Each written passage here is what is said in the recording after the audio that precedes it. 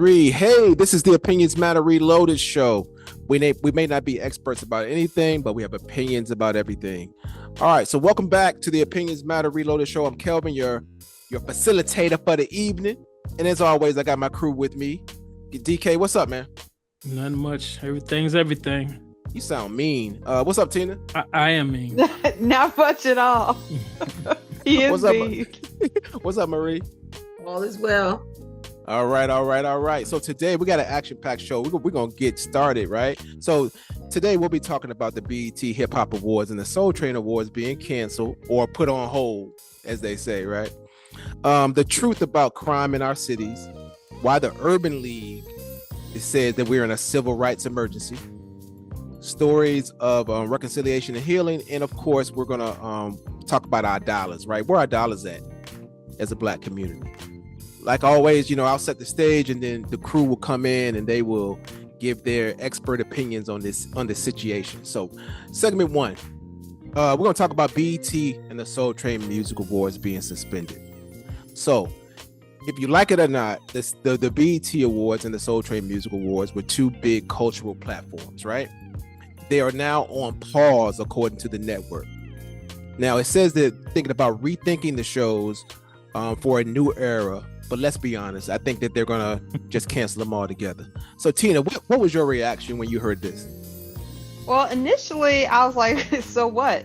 But the reality is, I'm not the demographic that they're targeting anymore. Mm-hmm. I've aged out of that demographic. Everyone on this panel has pretty much aged out of the demographic. So what they're offering isn't for us. And we also know a lot has changed culturally for that demographic, and I would imagine that's why they're scrambling to figure it out. Because one thing that's different that was for our generation is the way we follow an artist has evolved over time, because now it's streamed and things like that. It's not MTV, is pretty much non-existent. So all those things have changed, and they're trying, in my opinion, they're grappling with getting their demographic. Because you got to get that demographic that spends time on the phone now to tune in to a BET show or an award show and sit for an hour and a half. So that's my first take. It's not, one, I'm not part of the demographic, and two, I can see why they're struggling to reach their people. All right, DK, are we overreaching? Are we overreaching, or is this a cultural loss? What do you think? What was that reason? They said the ratings was down or something. It's money. They ain't making no money off of these shows no more, and they said the ratings were down. Man, that's crazy. But do you think it's a cultural loss though? Do you think that we're gonna miss it? Seeing how that all these other shows that have the American Music Awards, the Grammys, and all that, and we're continuously, I wouldn't say shut out, but we're not as we're not in the winner's circle in certain categories as we're supposed to be. But I think it's a cultural loss. I mean, they need, because we do need to award our artists and our people that's that's coming up. But without them, we'll see how it goes. I think we'll feel the pinch of that one. Because I don't know why. Who owns BET now? Same piece, the same person. What's his name? The white Robert, guy? No. Robert Johnson still? Yeah. Mm-hmm. You think so? He's still? I thought he sold it. I thought he sold it. Hold on. I don't think he sold it. Yeah, I never thought he sold it. I thought he sold it. Let me see. Hold on. I'm almost positive years ago. I thought it was some white people. We need fact checkers. Yeah, let me see. But go ahead. Trump fact checkers. We don't want those fact checkers.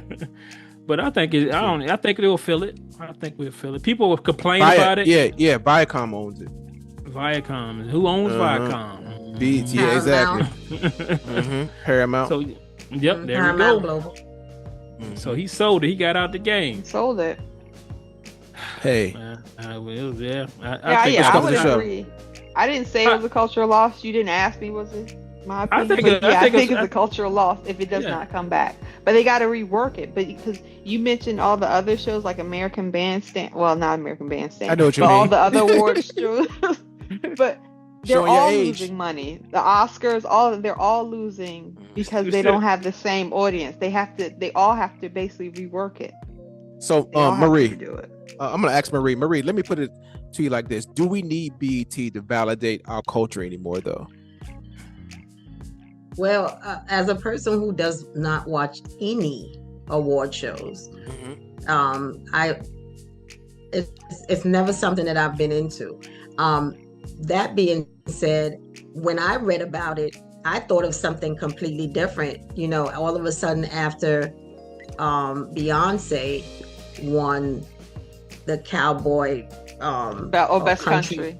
Right, Yeah. best country. Now all of a sudden we needed two separate categories to define what new artist is and new songs. So I've always found them to be nothing that anyone asked me about. I never saw myself in any of the awards that were handed out because I just never got in. I just never got into award shows. So I my opinion on that is probably just I'm not gonna miss something I never really paid attention to. I think they need Right. to revamp it, and come out, like, so it gears to everyone. Except, it was the last, few years it was more geared to this young hip hop with these YNs.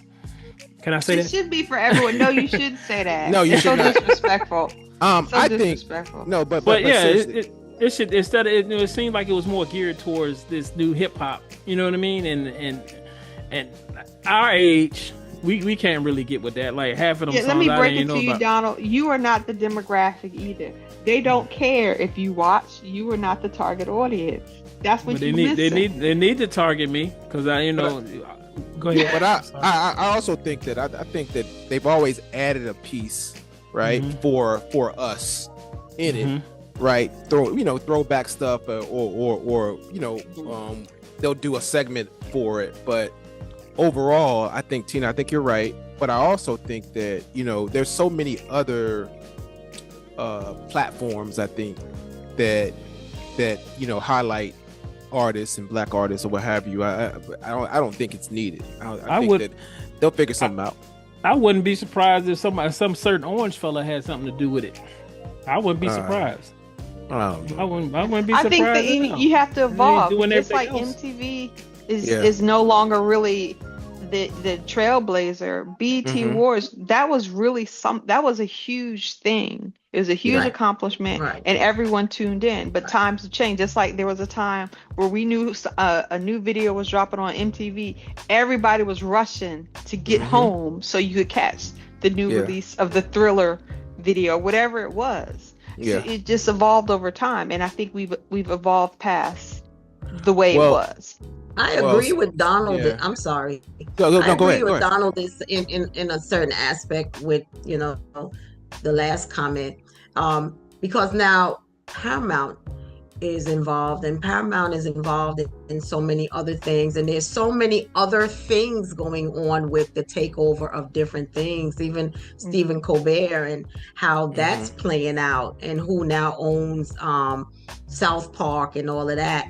There's a lot of behind the scenes things that just seems like people are just cowering to different commands that's There's being given. a truth to follow the money. There is always a truth to that. Follow the money. Right. So I I guess do we'll agree see. with Donald. I do agree with Donald that in some way there's a play in there with that It as might well. be. Yeah, well, I guess we'll find out. And speaking of narratives, right? So Trump loves calling black-led cities lawless, right?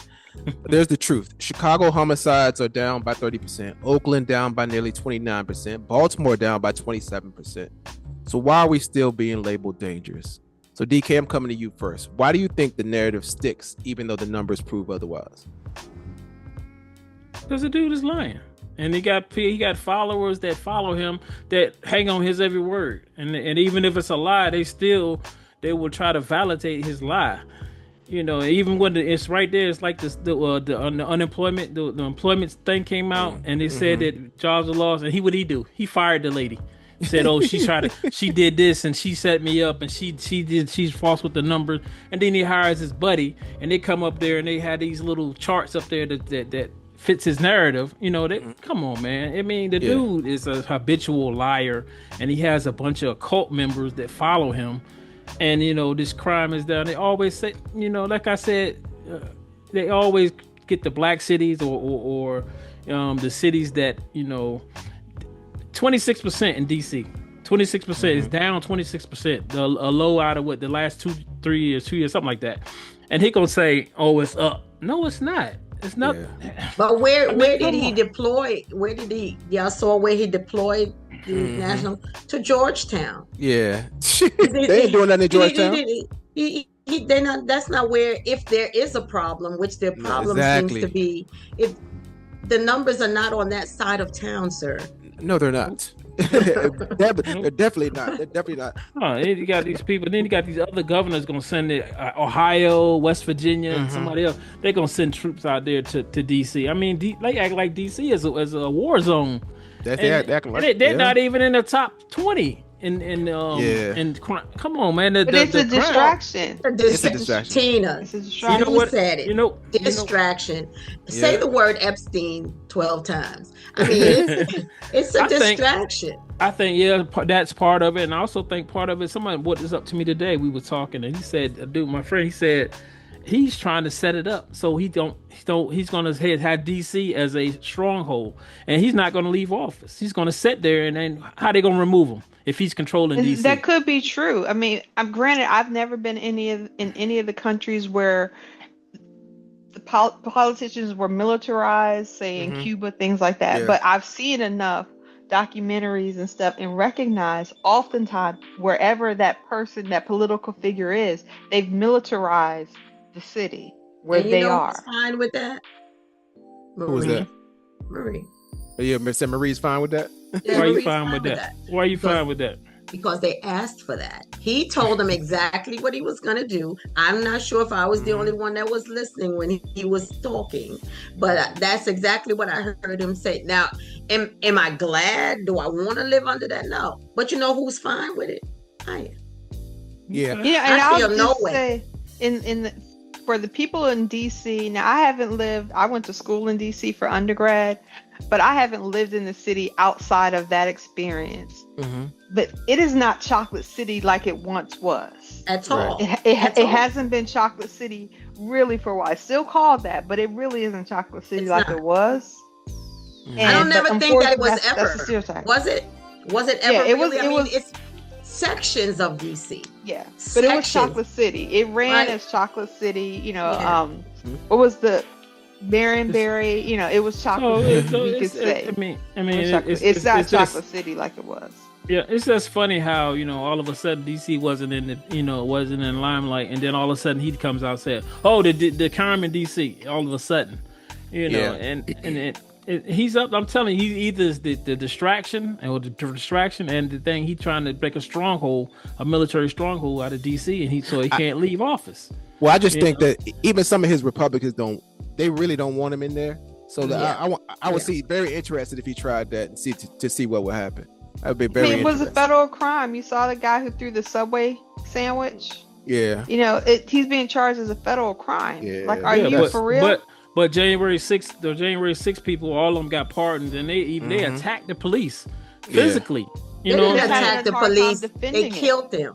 Yeah, and they got pardoned. They got pardoned. When you see Fox News struggling with that, the defense of we care about police, it's a problem. They're struggling defending this. They really are. So while we're talking about labels and narratives, right? The Urban League says what's happening right now is even bigger. America is in a civil rights emergency. So let's get into it. We've been in civil rights since Jim Crow. I mean, and we had Bill Clinton that had the Senate, the House, and himself never saw civil rights as something that should have been, put on the books and made. We had, of course, they fought against Barack, even though he had both places because he was just too, of us to be a real president, right? So at what point was it ever not an emergency? Yeah, so the National Urban League just declared we're in a civil rights emergency. The point is to DEI rollbacks, equity programs being cut, and Project 25 threatening decades of progress. Like Marie, like you said, this has always been going on. So now all of a sudden they want to jump up and say, say this. It's crazy.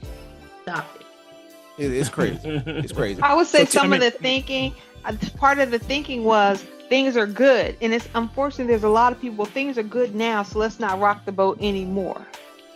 So now we've gotten to the point where things might have been good, but we should have been doing more while things were good. Right. That's how I feel. We should have been doing while things were good. Push everything through. Things were good for some, because it's never really been good for us. We've just learned how to get along with what we had and adapt to situations, which we tend to do too well. But it's never been good. It's just been quiet and, and pushed aside, pushed back, because we stopped making noise about it. But now that it's touching not just us as a group, but us and them. And so now in their families, things are not good anymore. So now all of a sudden it's an emergency. Yeah, so DK, let me throw this to you, man. How do we respond though? Do we is it boycott, protest, what? How do we respond, or do we do anything? What do we do? We ain't built like that, no, and to do no boycotts and stuff like that. And I say that, I used to say this all the time. Martin Luther King and them did the bus boycott back in the 60s, and people walked to work. They everywhere. No one used the bus. But you fast forward today, we're not built like that, because we're so much involved in, like they say, let's boycott Amazon, or let's boycott Target, Walmart. You're not gonna do it, because people still gonna go with it, because we're weak-minded, and we're dependent. Disagree with that. We're dependent on all this, instead of, if we all come together. But we're not gonna do that, because I don't know why, as our race, we tend to fight each other, and instead of coming together, we're so much stronger fighting together. But like I said, if you compare that to that, it's not going to happen. If the bus boycott happened today, it wouldn't go nowhere, because people gonna still use that bus nowadays. I got to get to work. I gotta get here. I gotta do this. But see, I wouldn't say it's about being weak-minded. That's not about. I don't think it's about weak. What is it? You're dependent. If they're dependent on something, what do you call it? That doesn't make you weak-minded. I think what the issue is that we have bought into the cultural individualism. What works for me? Because, for instance, like I've since the boycotts have started, I have literally ordered from Amazon 3 times. And Walmart once. I haven't been back in Target at all. So, so people adjust, but when it comes down to it, I could find what I needed on Amazon. It's like, well, okay, here it is. But I've changed how I am. So that's why I say it's not a weak-minded thing, but we're individualized. Where can I get it? What's in it for me? This is what I need. It's also availability too, because I have not gone back into Target at all since I haven't gone to Walmart either, but I do order from Amazon. I try to order directly with the sellers, because you can get the information off of Amazon and contact the seller itself, but then you run into things because you run into things like shipping and this and that, and for some stuff I'm just not willing to do that. So what I've started doing is things I just do without, or you try something else. So, it's a matter of availability also, because they've made it so that you really are directed to these places. Or you're dependent on them. Yeah, you're dependent. They've made it that way, that you are dependent on. Yeah, well, people were dependent on the bus back in the day, but they stopped using it. But those were the only options. But I went to the tour when I was in Alabama. I did do the tour and stuff when they talk about that.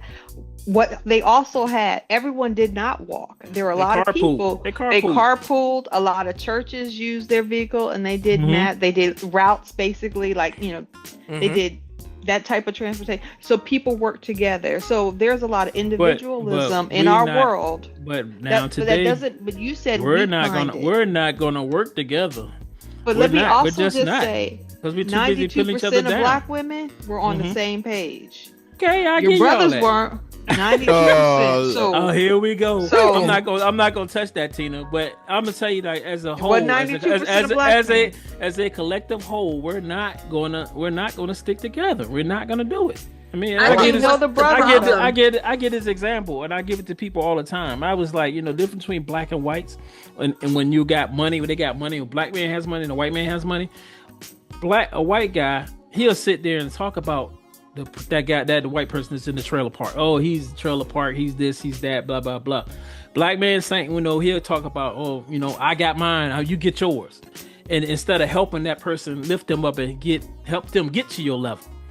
But when it comes down to it, and that job is out there where that white dude is there, and he has that thing to get that white trash or white trailer park person that job, he's gonna do it. He's gonna look out for him. He talked about him like a dog, but he's gonna help him. Versus us, we're not gonna help. We're not gonna help each other. We don't do it. That's the big a difference. black man, maybe We you're don't- right. You might be right. Oh, Tina, we don't help. We don't help each We're other. not doing that. Y'all right. Y'all just as ratchet. Yeah, Tina trying to flip it, man. That's to not women true. and women. That is absolutely true. not That is That's true. not true. It 'Cause I is can true. say for every black woman or woman of color that I have ever promoted, I said when you get Get it, into a Kelvin. position That's that you. you can give someone else a chance, you give them a chance. That's But you. you know- But Yeah, Tina, that's what I'm saying. Tina. Well, I shouldn't say this, but Then don't. no, I'm gonna try to dance around it without giving away names and stuff like that. Okay, this person was up for a promotion. Female. All females. Okay, she was up for a promotion as the head of her department. She worked in that position acting for like over almost a year. She came in and got the interview to fill that position. It was her and 3 other men, or it was two men and 2 women, or whatever. She blew the interview off the water. Okay, so comes time to select the person. They said, "Oh, you got to go through another interview." This is federal government now. You have to go to a second interview. We don't really know. So go to the second interview with her and a guy. She blows it out the water again. The director held up the spot for over almost a month and wouldn't hire her because she kept dragging her feet, wouldn't sign off on the hire because she didn't like her. And that's a fact. It happened. And it's another black woman against another black woman because she don't like her because other people hold her in high regard. But what we're talking about people. What you just said is like, okay, that was a relationship, but we also know a lot of times for the paper people, the 8.5 by 11s, She didn't know her. That's what I'm saying. They don't care if they know you or not. If I have a choice between promoting another 8.5 by 11 or a brown person or a black person, they're going to go by the 8.5 by 11. That's the reality. We don't do that. I see. You're Yes, right. y'all do. You got to say, I gotta like you. I gotta like you. No, if Kelvin just said, if I have opportunity to hire a black person, if you qualify, I'm hiring you. You have the choice. More of us need to be like that, and more of us need to be in a position of They're power. not gonna do it. They're gonna do it because I see it every day at the VA how they act. It's all us against each other every All day. right, They're always- so we gotta I mean, I move can't on. defend We other gotta move people, on to but- our next. We gotta move on to our next segment real quick because we'll be here all day with y'all two. You right. So next we're going to talk about healing and legacy, right? Reconciliation. So in Alabama, Harpersville, Alabama, descendants of enslaved people and enslavers are turning their plantation into a reconciliation center led by black families. Tina, do you think reconciliation like this can really work? I don't know. So I was reading a little bit about it. I don't really know. I think the knowledge is important. Mm-hmm. It's very, very important because I think if you have an understanding of it, Mm-hmm. you're less likely to make some of the mistakes and the missteps that other people made in history. Absolutely. But in the same token, who are the people that are going to find out about this? Who are the people who are going to buy into these centers and come get this information, come get this knowledge and improve upon it? Is it our demographic? Is it our children, that our generation of children, or and will it die out? Because there's a lot to be said that the Generation X community as a whole, we've dropped the ball on a lot of things with our children that they probably need to know that we experienced that they don't even know. Because, and I wouldn't say it was intentional, but the fact that our generation has experienced so much as a group. Okay. But it's a breakdown. What are these centers supposed to do? Yeah. So it's supposed to. So it used to be a plantation, of course, right? So now they turned it into something. The Wallace Center for Arts and Reconciliation. The institution is working with 1504, a narrative studio based in Birmingham, to recenter the stories of Black descendants communities through storytelling. The center's name comes from Samuel Wallace, a man who was enslaved as many as 95 persons and used the people he enslaved to build his plantation home in 1841. It was passed to various family members after his death in 2018, was inherited by Nell Gottlieb, his second great-granddaughter. Gottlieb, along with co-founder D'Angelo Perkins, established the nonprofit organization Klein Arts and Culture. The organization was deeded the house in 2019 and in 2023 changed the name to the Wallace Center for Arts and Reconciliation. So they're supposed to be working with designers, historians, and local leaders to produce content and exhibitions, inviting visitors to go beyond intellectual understanding and feel the weight of what happened at the former plantation. I'll tear it down, burn it. Amen. And build and rebuild it somewhere else. Make it something else. Yeah, why I got to be a plantation? Why? That's what you know what? Alabama's been a Republican state for I don't know how long. As long as we've been on this planet. They need to work on trying to get voting and trying to get them white folks out them office seats so they can have more rights down there and they can get out of poverty and whatever stuff they're doing. This reconciliation, say it for me. Reconciliation Center.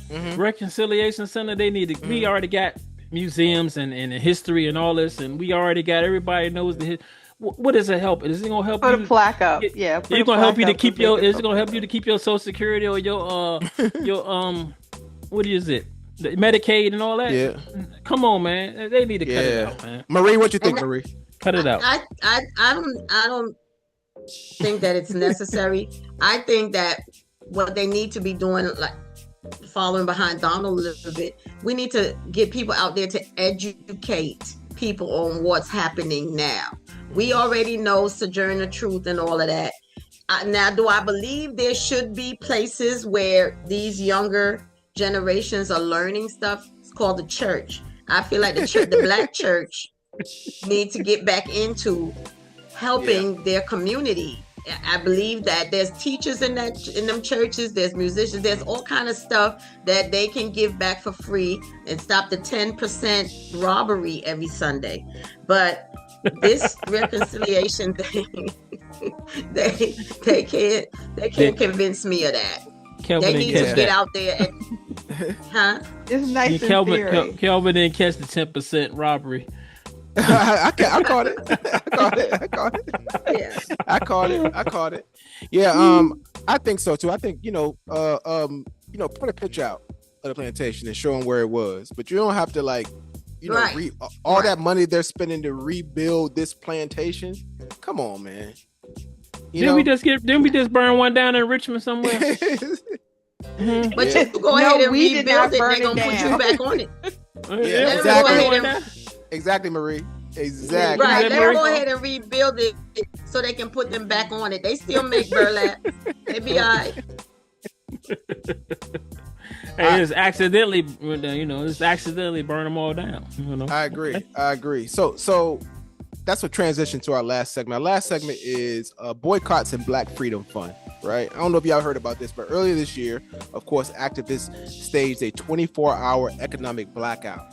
Meanwhile, the Black Freedom Fund launched a $200 million endowment to fund nonprofit long term. So, Marie, which do you think has more impact, the big boycott or the big fund?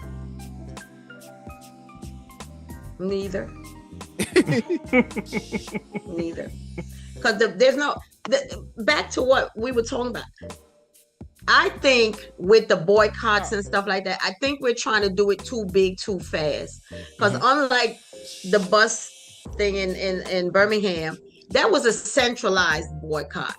And then right, and they took that and then brought it up and made it bigger. We want to start up here, and make this big. You got to start small and show people how things impact them, because people are not, I won't say that they're narrow-minded, but they're not aware of how their money works. And we don't teach them enough of what we know, because there are people that are still unskilled labor people that need more of a intentional teaching of certain things that's going on. We take for granted that people know all the noise that's going on. A lot of people hold their head down and keep going because they don't feel like it affects them personally. So and they got too much going on. And they got too much going on. Whereas if again the church was to take some time and open their doors and say, hey, I'm not telling you who to vote for, who not to vote. I want to show you how these particular things are affecting you and you personally, and how they will affect your family. We go too big too fast, make a lot of noise in it and nothing comes out of it. Nothing comes out of it. People get tired because they don't understand what's going on. They be working off of adrenaline. Yeah. Yes. I agree. I mean, to piggyback off of what Marie is saying, to be able to start smaller, because the impact can go either way. If, for instance, we were to have, let's say, one night we're talking about, next Friday, everyone go to, 7-Eleven, and everyone go get a Hershey's Milky Way or whatever the brand is, and they start selling out, they'll be like, oh shoot, we got a demand for that. It's supply and demand. In the same token, it's like, we're not buying KitchenAid anymore, and no one buys KitchenAid, and they see their stocks plummet. One thing about Access now, we can see how the stocks and stuff are moving, because when people realize, like, wait a minute, people are having issues with Target, they're having issues with XYZ, and the stock prices, you see it, like, literally. We just have to be smart with money, because money moves everything in this money country. Moves the needle. It needs, But you have to teach people about money. Like my parents, they're immigrants, right? And so everything that I've learned about money and having some put away for a rainy day, a lot of that was preached to me. But until I realized how the lack of funds affected me, then it was all noise for me. Oh, save your money, Marie, for a rainy day. I mean, all those cliches are good, but until the rain started falling and I needed some money, it doesn't affect. So you gotta teach people, show them exactly how it affects. When all this stuff was going on and people were like, oh my God, I can't believe Coca-Cola won't come out and say they're not going to do this, and I can't believe this. They're not going to do that until down here, because rot starts from the bottom. So when you start chipping away at the foundation and the top starts to feel the wobble, that's when they're going to listen. But all this noise out into the atmosphere, they're like, oh, okay, next week they'll talk about Pepsi and we'll be all right. Yeah. Change the conversation. Yeah. I agree. I agree 100%, man. So, man, do you have any shout outs? It was a great show, man. I appreciate y'all always coming through with the realness. Y'all have any shout outs? You know what? Do you have a shout out? Yes, I do. And look here, man. You're not gonna be bullied. You're not gonna bully me, man. You're not gonna bully me. That's because you got a little dental parenting. That's because you got a little shirt on that you overpaid for, and then it's too small anyway. But black. We're not gonna go there though. But the union. Another story. No, that's not a story. Our CBA was cut. Yeah, Tina, you know about this. Yeah. CBA was cut. The union is no more union. Where there is still a union at the federal levels, but it's not. They're not on. They're not on station no more because someone cut the CBA, the collective bargaining agreement. They withdrew from it, or they tore it up. So now what? What does that mean for y'all? We still have a union, but it's not. They're basically not on station. If you need a union rep or whatever, you're gonna have to, pick up the phone or hit them up on the computer and say, "Hey, I need, whatever." But they no longer have a CBA with that, and it's in the courts. They filed a motion to they're fighting it in the courts basically. Okay. But this dude sat there and told a lie in Detroit with the auto worker talking about, I'm a friend of the unions, this, that, and the third. Then he turns right back around and gets rid of the union with federal workers.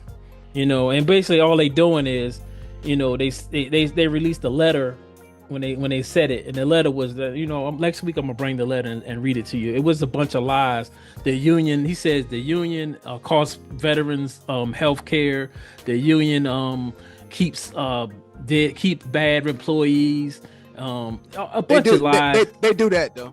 No, they don't, man. No, they don't. No, they some don't. Some of them employees terrible. I love unions, but no, they don't, man. No, they don't. They say that the union affects manpower. It keeps HR. The unions keep HR from hiring people. Come on, man. Kelvin, you work HR. Tell me, is it true? Tell me, is it true, Kelvin? Hey, I know those unions. They can.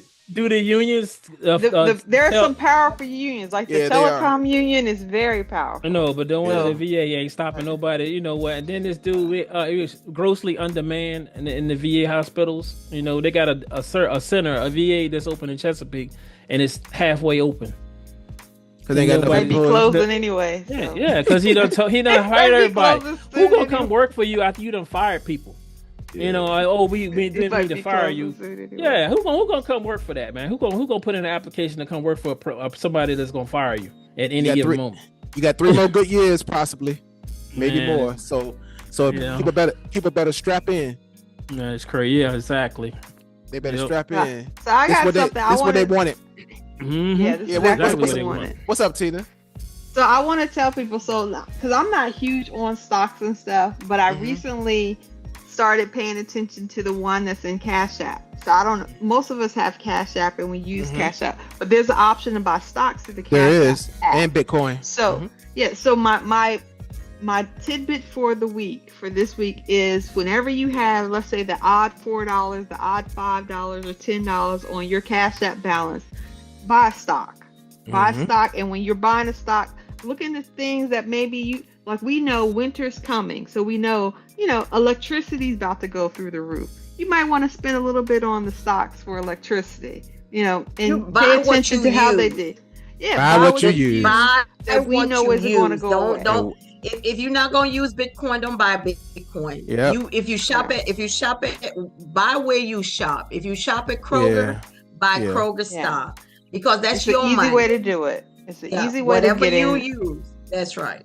And just keep in mind, it will go up, it will go down, but it's going to level out. And all you gotta have is $1. $1. Yeah, $1. Yeah. And if you buy through those platforms, you don't have to buy a whole share of stock. Right. You buy there you go. pieces of it until you get a whole. Yeah. But buy what you use. That's why I said just the odd number. We trying to increase our wealth. We're not. There you go. There you go. Marie, you got any shout outs? Shout out to the girls trip. Okay. 32 days. 32 days. If you see us, buy us something. I have a question. We are going to North Carolina. What's up, Marie? Is there a point where we believe that we should, I won't say give up hope in the economy, or should we start building our own individual resources? Because things, like what Tina just said about the things are gonna come to where things are going to become unavailable. And even that is available is going to be unattainable for some. So I encourage people to start buying an extra of something to try and be somewhat ready, because the economy is unstable, like the ones that are running it. So, and Amen. to Marie's point, I know we're talking about, this is supposed to be just a tidbit. We're talking about these things. However, Mylar bags are a good idea. Yeah. Canning, the cans, Pickling, canning, those things. pickling, that needs to come back in a resurgence. As Yes. far as, men as well, it's like, hey, it wouldn't kill you to go ahead and pick up some planks and stuff and put them behind your shed. Get you some, I'm some saying basic that for all things. families. All of us Yeah. have families, and all families, we all need to know that if for nothing else we can eat, right? Facts. But Mhm. there's other smallness that there's things that can live on a shelf for a very long time. Sugar lives for a very long time, if not MREs. indefinitely. But Yeah, man, get out of here, man. I got some. You do. Well, Yeah. we need to have a segment because we probably need to talk about that. Yeah, this is something like that real talk. Yeah, Yeah. it's real talk. I definitely And got Donald some. will come with information too. That's right. Well, listen, man. MREs. Yeah, I get you something, Donald. That's today's I conversation. know. I passed. Peace, matter. It's all connected. All right. So they're gonna hey, ban listen, you up. we may not be experts about anything, but we have opinions about everything. Until next time, peace. Jeez. Kelvin. Yep.